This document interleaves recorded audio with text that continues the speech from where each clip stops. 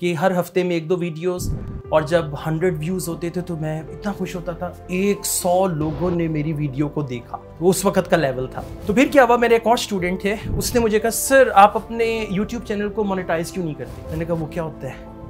आप मेरा level understand कर रहे हैं ना, मैं किस लेवल पे था और सोचता था एंड ऑल दैट। तो जो सफ़र मैंने 8-10 सालों में सफ़र करके तय किया, तो आप लोग वो 1-2 सालों में भी कर सकते हैं, राइट। कि what do you have to offer, कि आपके पास क्या है ऑफर करने के लिए। ऑलराइट, बिस्मिल्लाहिर्रहमानिर्रहीम, अस्सलाम वालेकुम। मैं आपको थोड़ा सा अपना इंट्रोडक्शन दे देता हूँ। असद याकूब एंड आई टीच आइल्स। और स्टार्ट मेरा बिल्कुल बड़ा हम्बल बिगिनिंग नहीं जैसे होती, स्ट्रीट एकेडमी, छोटी सी मोहल्ले की एकेडमी, और वहाँ पे मैं फर इंग्लिश बोलना सिखाता था। That was my start. और जितना भी मैंने सीखा, जहाँ तक भी पहुँचा, अल्लाह का शुक्र है अभी 1.41 मिलियन सब्सक्राइबर्स हैं मेरे यूट्यूब पे। और जो कंटेंट है वो सारा एजुकेशन का कंटेंट है, आइल्स का है। और ये यहाँ तक पहुँचने में मैं कोई टेक्निकल हैंड नहीं हूँ बिल्कुल भी। मतलब अगर आप ये कहें कि मैंने कोई टेक्निकल डिप्लोमा किया, कुछ कोर्स किया, सब कुछ मैंने सीखा अपने स्टूडेंट्स से। मेरे स्टूडेंट्स ने मशवरा दिया, सर आप ये करें, सर आप वो करें। तो मैंने हर एक की बात को सुना, जो मशवरा अच्छा लगा वो मैंने किया।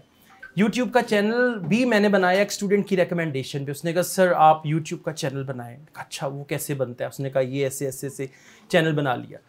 फिर उसके बाद वीडियोस उस पर कुछ 2-4 अपलोड की, और कोई इतना अच्छा रिस्पांस नहीं आया। मैंने एक दफ़ा चैनल बना के उसको 3 साल के लिए छोड़ दिया, कुछ भी नहीं किया।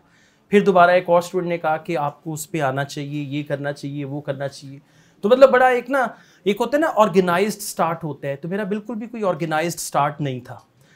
तो बल्कि क्या हुआ, मैं यूट्यूब पे वीडियोस डालता था, उसके बाद फिर थोड़ा सा रेगुलर हो गया।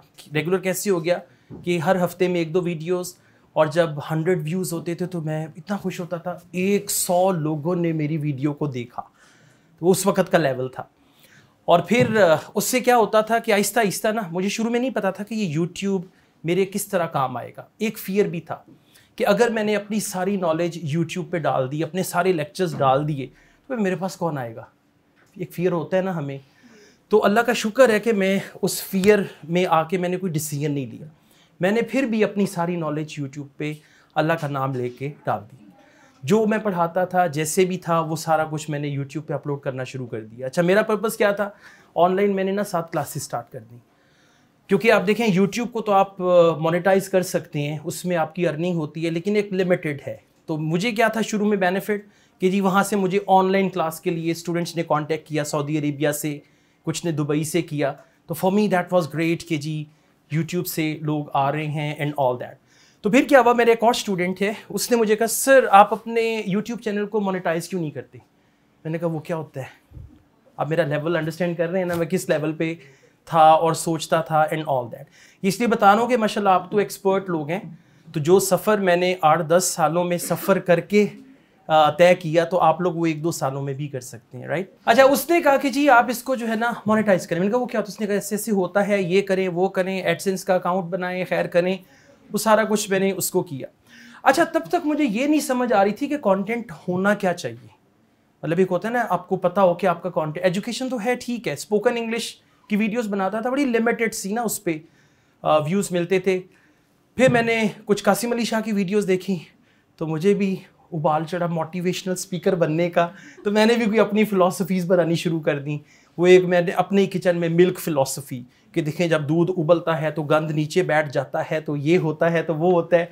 तो उसको भी ना लोगों ने ज़्यादा मुँह नहीं लगाया।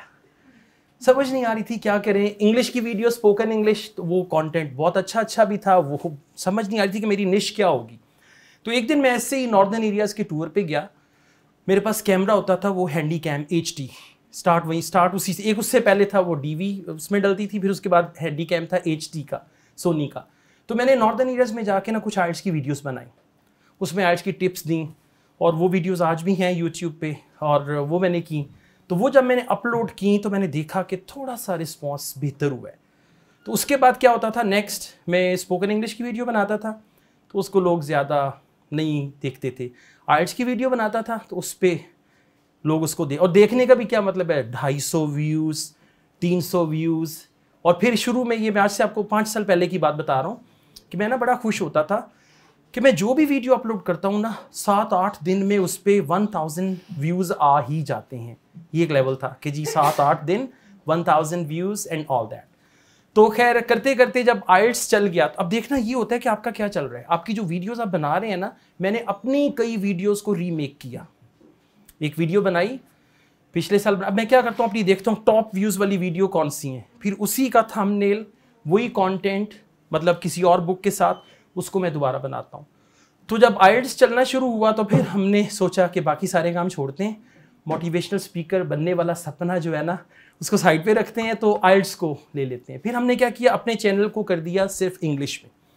अब शुरू में क्या होता था, जब मैं उर्दू में वीडियो अपलोड करता था एक इंग्लिश में, तो कुछ लोग कहते थे जी ये उर्दू नहीं हमें समझ आती। हमें ये था कि शायद इंडिया में, क्योंकि हमारी मेन अभी भी जो सब्सक्राइबर्स हैं यूट्यूब के 60% इंडिया में, 10% पाकिस्तान में, बाकी बांग्लादेश, श्रीलंका, नेपाल, ये मेन हमारी कम्युनिटी है।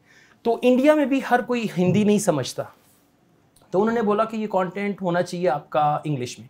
तो हमने इंग्लिश में कर दिया कंटेंट। उससे क्या हुआ कि हमें ये अफ्रीका, मतलब देखें जहाँ जहाँ सॉरी टू से गुर्बत है, जहाँ जहाँ ऐसे हालात हैं, वहाँ वहाँ आइल्स चाहिए। वहाँ के लोग, मतलब वो नहीं, एक नारा भी तो है ना फ़नी सा जो अच्छा नहीं लगता, दिल को दर्द होता है, दुख होता है, पाकिस्तान से ज़िंदा भाग। तो जहाँ जहाँ पे ये प्रॉब्लम है वो लोग इंडिया से ज़िंदा भाग रहे हैं, Nepal, Sri Lanka and all that. तो फिर हमने उनको कंसीडर करते हुए वीडियोस को इंग्लिश में किया, एक नई कम्युनिटी स्टार्ट होगी। अच्छा, अब एक तो वही चीज़ बता रहा हूँ कि what do you have to offer, कि आपके पास क्या है ऑफर करने के लिए।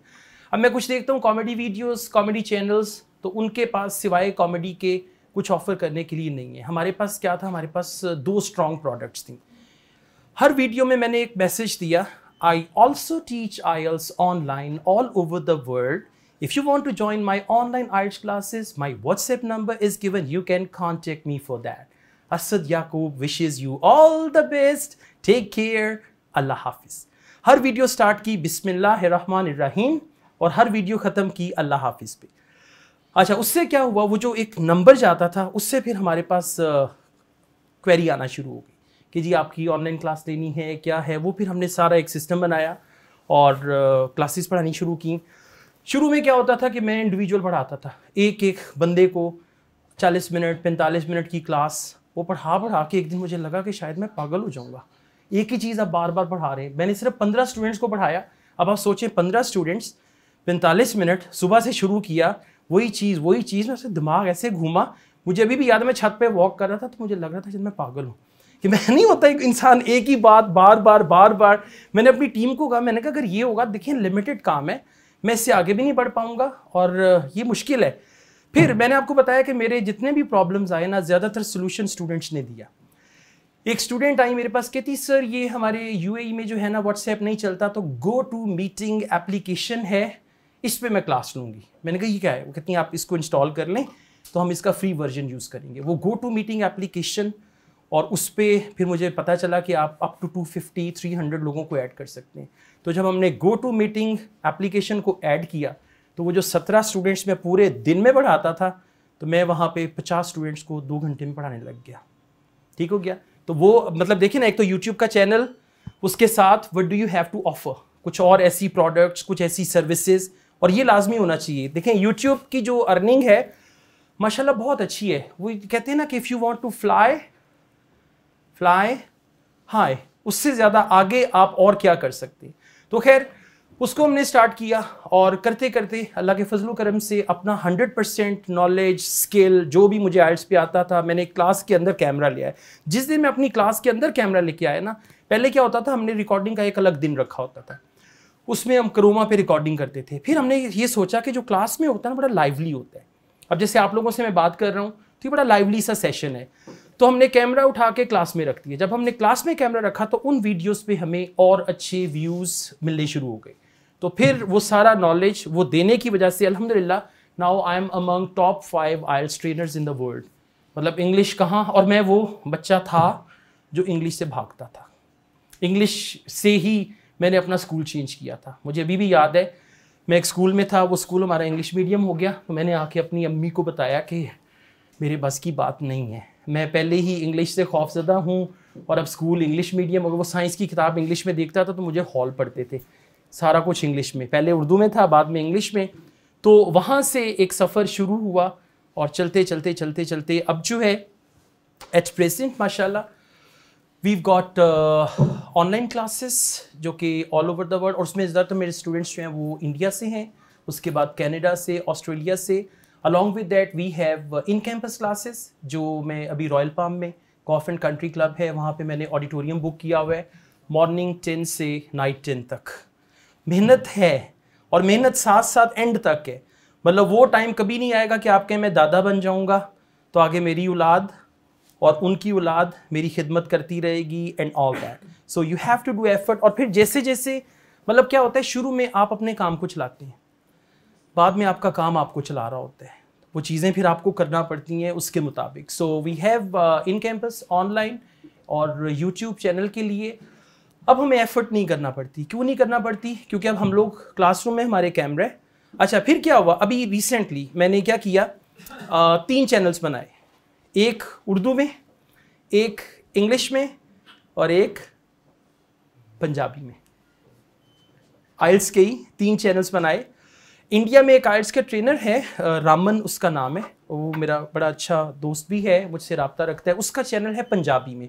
और इंडियन पंजाब जो है वहाँ पे बहुत सारे लोग फॉरेन कंट्रीज़ में जाना चाहते हैं। यहाँ पे तो सिर्फ एक शौक़ है, वहाँ पे जुनून है कि हमने, और वो कनाडा को कनाडा नहीं कहते, क्या कहते हैं, कनाडा जाना है। तो वो मैंने ये किया। अब हमारी जो 3 क्लासेस हैं रॉयल पाम में, तो उसमें से हम एक क्लास करते हैं उर्दू में, पूरी क्लास रिकॉर्ड होती है। एक क्लास में से कोई 15, 20, 25 हमारे क्लिप्स बनते हैं।